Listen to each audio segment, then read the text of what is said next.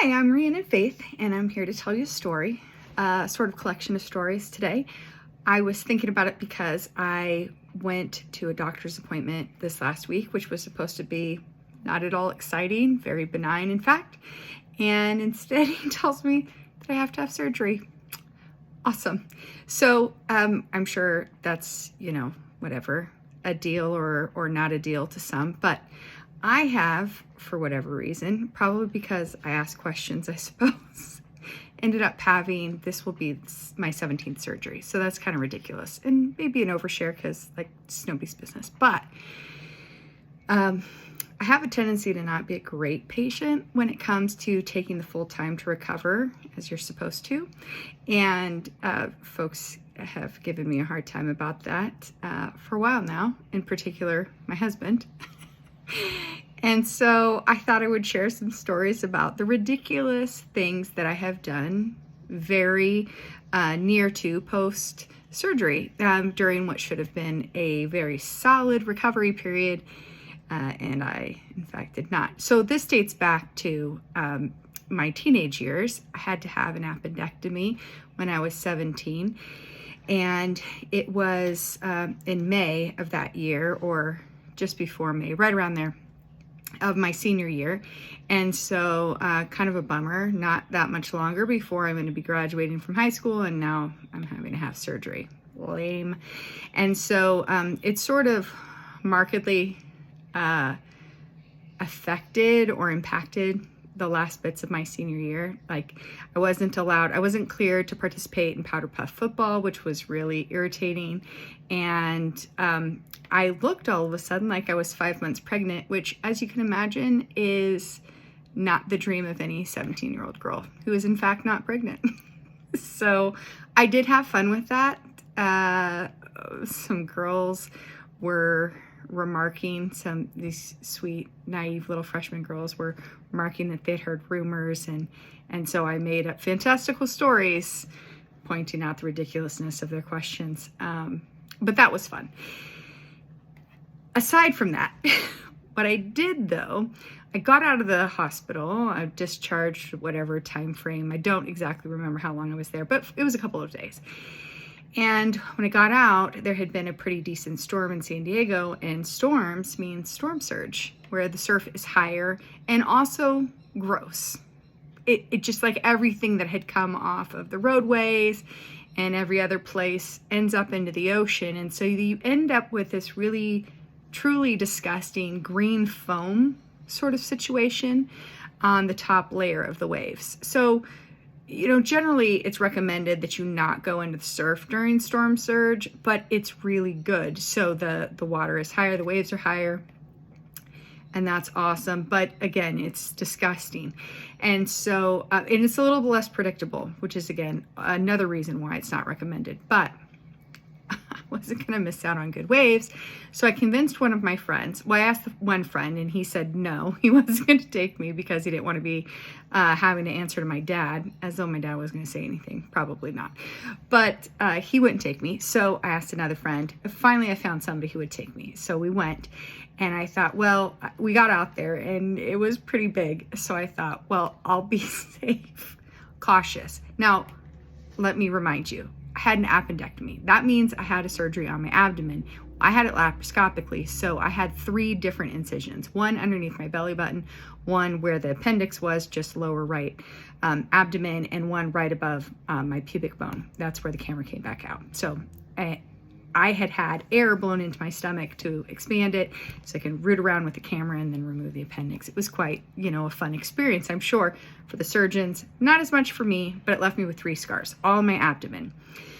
So I thought to myself as I looked at the storm surge and actually how big it was, it might be a little ridiculous for me to get out there on the surfboard. I really only got out of the hospital today. I think it was that morning that I had gotten out. I was on my way to the beach. It could have been the next day, but I seem to remember it was the same day. So I said, well, let me put on a spring suit so that I can protect my belly. And so I put on my front spring suit. And then I thought, surfing might be a little too much physical activity. I'll just boogie board. Well, that's a genius plan. I'm going to get on my stomach on a board that I just had surgery on. great idea. So that's what I did. So I get out there, and again, unpredictability with storm surge. I get out there and I am solidly riding this wave, and it is marvelous, and I'm having such a blast. And then the wave like disappears. It like totally dropped out under me, and I slammed onto this board, and it did not feel good. So I get out of the water shortly after. I think I rode another couple of waves because like whatever's done is already done. So I ride another couple of waves. I get out, take off the wetsuit, and I have ruptured my stitches. So seriously, I had pulled apart the stitches in my stomach, like the one under the set underneath my belly button. And I thought, oh, that is bad. I'm not telling anyone. So of course my friend who's with me, he sees this and is like, oh my gosh, I'm gonna be in so much trouble. I can't believe you talked me into this. Like, I will take the blame enough. No one is gonna believe you forced me to do something, obviously. I did this to myself, it'll be fine.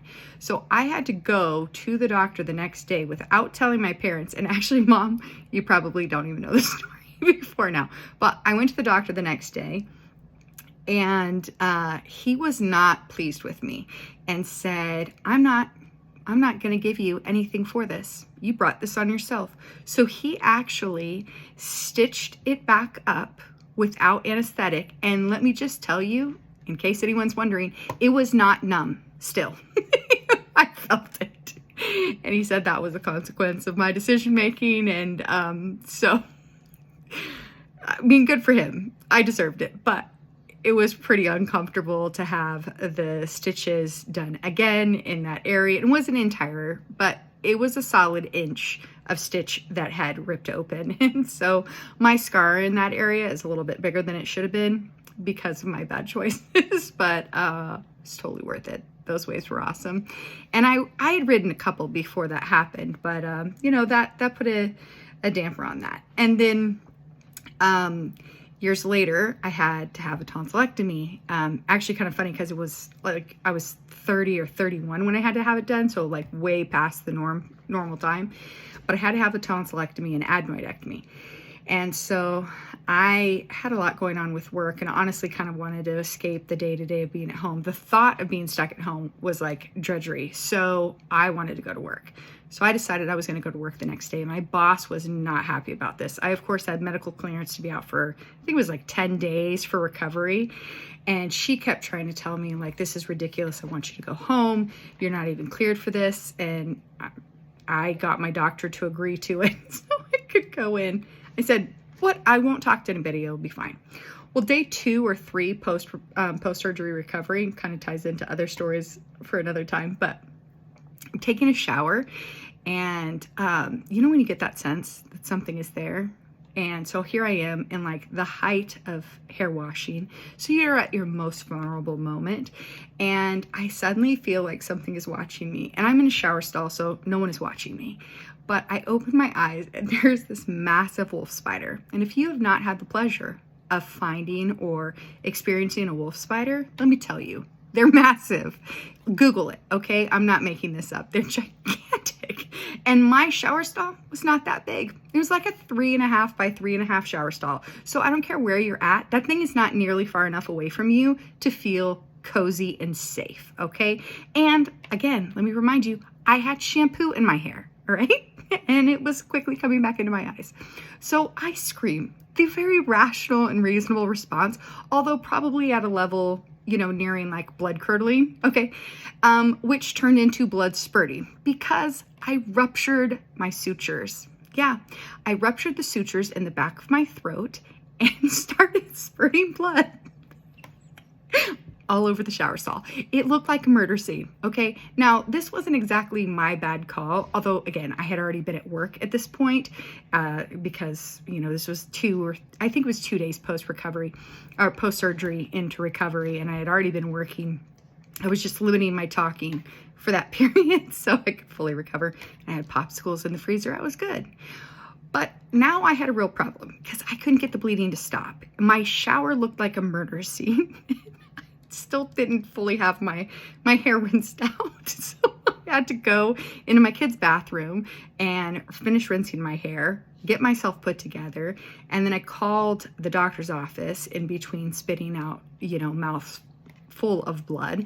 And they told me I had to drive down to a hospital downtown because that's where my doctors had privileges. So I had to drive into work, talk one of my girlfriends from work into driving me down there because I knew I couldn't manage spitting out the blood and focusing on driving. And I actually wasn't even cleared exactly to be driving. Short distances, I felt like I was okay, but I was not going to drive downtown. So anyways, that was special. I had to drive all the way down there for about 10 minutes of them cauterizing my tonsils and, off on my merry way. And when I told them what happened, of course, they were like, you weren't supposed to be talking really, and certainly not supposed to scream. I'm like, well, you tell me how exactly I was supposed to respond in that situation with the wolf spider, okay? Like less than a foot from my face at that point. Again, a very rational response as far as I'm concerned, but not a great patient. This poor doctor was so annoyed with me. So that was fun. When I had my son, he was the last of my children, and it was the most glorious day. Of course, I had my son, but I also got a tubal ligation, and that was what made it glorious. And so I was very excited that I had that done. But I asked to be discharged within 24 hours of having him. The bed I had was broken, so like the foot part of it, which should come up, which, by the way, is kind of essential to your recovery of a C-section and tubal ligation. You need your feet to be slightly elevated just for the comfort, not straining your lower abdomen where you just had surgery. But mine was broken. And after waiting for 12 hours for someone from facilities to come and replace or fix my bed, no one came. Now, there were other emergencies on the floor. Fine, I get it. But at that point, I just wanted to go home. So I talked my doctor into letting me go, and it was within 24 hours of having him. So I was on my merry way. When I got home, maybe it was a little bit over 24. I don't want to exaggerate. But when I got home, there were groceries that hadn't been shopped for and things that hadn't been done. And honestly, I was a little overwhelmed to be at home with everything that was going on, and everyone was really excited to see my son. And so it was like a whole thing. And so I said, I'll go to the store. So because I was not taking pain medication, because I felt like what was the point really, I went ahead and drove myself to the store. Again, having just had a C-section and a baby, within a day or so, and grocery shopped, and then loaded up my car and came home. Now, I didn't unload the groceries once I got home again, but I had loaded them into the car from the cart, and I had gone by myself to go grocery shopping, and it felt wildly liberating to be wandering around the store. None of those things were approved by my doctor, but again, I'm not a great post-surgical recovery patient, so these are the things I should warn my doctors ahead of time. More recently, I had disc replacement between C6 and 7, so a rather important, critical surgery. Had a disc removed, had a new artificial disc put in. I feel very bionic. It's very exciting, getting rid of spare parts and all of that good stuff. So the recovery recommendations are to get around and walk. So I took that, as usual, to a very extreme place and decided I was bored sitting at home. My first, it was an outpatient surgery, so my first whatever period of time home, I kind of had a weird side effect of like being over medicated, and my blood pressure dropped really low and my heart rate dropped really low. And so I was a little anxious, and then I slept for a little while, and then I was bored. So this is like maybe day 1.5 post-surgery. I decide to take myself on a walk. Once again, groceries are involved. So I don't just walk around the neighborhood or even to the store nearest me or DoorDash or any of the reasonable things a person would do when they've just had surgery. I certainly could have taken an Uber somewhere. Did I do that? No. Or asked my husband to go grocery shopping for me. I didn't do any of those things. No, I took it upon myself to walk to the store. I walked to a further store. I checked how far it was ahead of time because I wanted to try and get in at least 3 miles. I ended up doing 5.5 and the 2.25 on the way home, or 2.75 on the way home, were with groceries. I bought groceries while I was there. I originally was just going to go for coffee, and I thought, well, by the time I was already here, there was the grocery store. I might as well get a few things. You know, I'm already over here. So I stopped at the grocery store and I got a few things. And then I schlepped back home with the groceries. Now, it was probably 20 plus pounds of groceries. I was not cleared to carry anything at this point. Nothing more than like a bottle of water. And here I am, like a really bad patient, carrying all of this. Did I pay a price for that? I did, yes. I was in a lot of discomfort for a significant time thereafter. I wasn't medicated. So again, I felt like, you know, kudos to me, I didn't drive. My husband had threatened to take away my keys to try and keep me from driving. I would have found a way if I was there. But I had taken pain medication, so I hadn't driven. But I did walk, and too far. And I was feeling all heroically strong because, in part, I was still under a partial block, a spinal block. So I wasn't feeling all of the consequences of my surgery. But lo and behold, I did 2 days later. Yeah, so that happened. And then one time, I had to have, I have chronic kidney stones. It's really unpleasant. If you've ever had kidney stones, you know, it's miserable. Well, I get them all the time. And this one time I had a really large kidney stone that was not going to pass on its own. So I had to have surgery, but it was like a more complicated surgery than I had bargained for. And so that was special. It was raining really bad, and I normally took my oldest to school, but I had rallied, you know, no pain medication so I could drive her, and it had only been maybe 2 days from the surgery. This was definitely the most painful surgery I've ever been through, and the recovery was really, really rough. So I'm driving her to school, and I like made it there, dropped her off, and I'm feeling like, okay, I'm surviving. Well, then I'm barely back at home, and we get the call. It was torrential downpour on the way there. So the drive is taking longer than normal. And I'm thinking, surely they're going to end up having to call this because it's rained so hard. It was a terrible, terrible storm.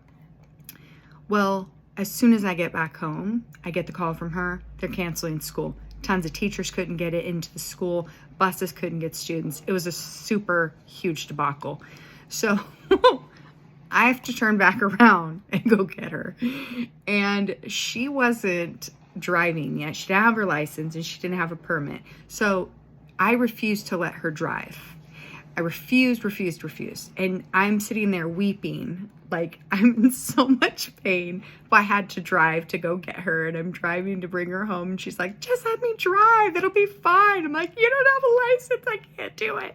So I sucked it up and drove her home. And then I did nothing for the rest of that day. But, you know, these are the dumb things that I do. I've had surgery. So I'd like to say, I mean, first of all, I'm really grateful that I've had relatively smooth experiences and have been fortunate enough to be able to do other things. And some of them were sort of out of necessity, and others, like, you know, going to the ocean right after having surgery, or, you know, whatever. They weren't necessities. They were just stupid. And I have a fair number of the just stupid decisions. But fortunately, I had to have very good experiences overall. But again, it goes back to, what will this next experience look like? Hopefully, I will be able to relax and just be present and focus on my healing and recovery. But odds are honestly not good. So hopefully I won't have to come back and tell you another ridiculous story of silly things I've done, because actually I think my husband will really be angry with me if that happens. He has, you know, not so thinly or subtly threatened to tie me to the bed in some capacity so I could only go so far, which would not include leaving the house or getting in my car. You know, it feels empty and you know, unsubstantiated. But, you know, I could see him putting a GPS on me in some capacity. So we'll see. Anyhow, I hope you enjoyed the ridiculousness of my decisions and are making better choices for yourself. So come back again and I'll tell you another story. Thanks.